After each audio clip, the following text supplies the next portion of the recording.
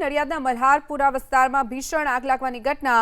લાકડાના પીઠામાં આગ લાગવાની ઘટના બની. આગની ઘટનાની જાણ થતાં જ 8 જેટલા ફાયર ફાઇટરોની ટીમ ઘટના સ્થળે પહોંચી છે. લાકડાના પીઠામાં લાગેલી આગ આસપાસના મકાનમાં પણ પ્રસરી છે.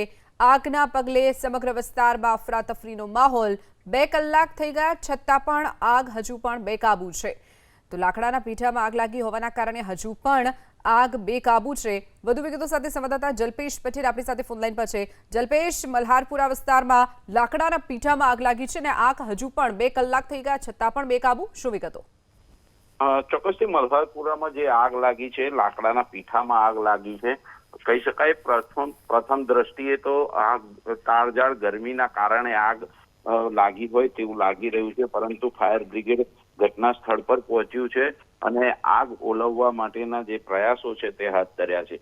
બીજી તરફ વાત કરવામાં આવે, 8 જેટલી ફાયર બ્રિગેડની ગાડીઓ ત્યાં આગળ પહોંચી છે આગ પર કાબુ મેળવવા માટે, કારણ કે આગ એટલી વિકરાળ છે કે આસપાસમાં રહેલા જે રહેણાંક મકાન છે તે રહેણાંક મકાનમાં પણ આગ પ્રસરે તેવી ચોક્કસથી માહિતી હાલ તો મળી રહી છે.